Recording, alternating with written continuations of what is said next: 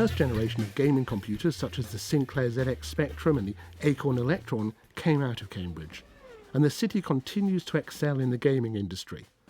Laura Dillaway talks about Guerrilla Games and LittleBigPlanet, a game that focuses on user-generated content.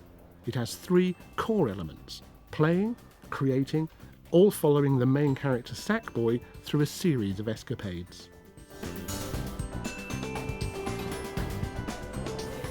LittleBigPlanet is a quirky platforming game that is actually now available on a number of PlayStation devices. When it originally came out, it was only on PS3, and its core principles of play, create and share were actually really groundbreaking in that nobody had really made a game before that you could not only play and was really creative and inspiring, but also it allowed you to make your own levels using all the development tools so that you could then play those and share them with all your friends around the world. It's a game that's really kind of driven by creativity and community at its heart. Media Molecule were the original developers of the game, and they were the company that came up with the whole play, create and share idea. So they were the ones that really allowed us and inspired us to kind of go on with this principle and really allow you to use the tools that are given to you in the game and the physics system that is inherent to the whole way the game works, and actually go and then create your own levels and share them with people. It's not just about being able to play a game, it's about, a lot of it is about what you do after that and using the original levels that are given to you as inspiration for what you want to do yourself, or maybe you can just try something completely different. It's all at your fingertips. You can just try anything because of the physics system and because of the way the game is made. It allows you to basically create anything that your imagination can come up with. Okay, so this is Sackboy. He's the main character in LittleBigPlanet. He's a cute little teddy bear type guy. You can make him wave his arms and do little tricks and stuff like that.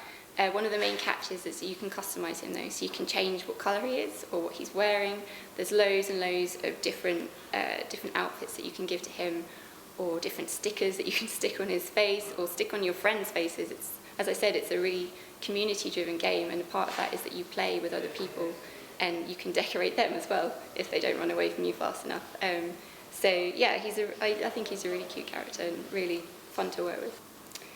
I think the main challenge we were faced with initially in the development process was that rather than using an existing game engine or porting a game engine from another platform onto the PSP, our coders actually had to create the entire system from scratch. So this was a massive, massive challenge because you're taking a physics system, a really, really complex physics system from a much more powerful console, and you're having to squish it down onto the PSP, which was something that no one had really tried to do before, and nobody really knew if it could be done. So we had an initial period of around 6 months or so where the engine people were trying to work out what they could do, what they couldn't, and then that in turn sort of drove the decisions that were made about the game design. While the coders were working all this out, we had ongoing concepting to do with the art style of things, so what direction and what theming we wanted to take with the visuals. And we also had the designers who were working on the original development kit on PS3, using the game mechanics that we experimenting with them basically. So they were trying to make up stuff that was new, but also combine that with stuff that was already tried and tested to come up with some really new and fun things.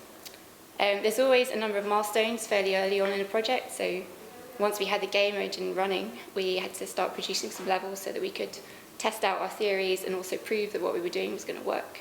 So we made a couple of proof of concept levels. Once these got approved, we could actually start developing properly. And I think in turn the development process actually took around a year in total, which is pretty short for a game actually.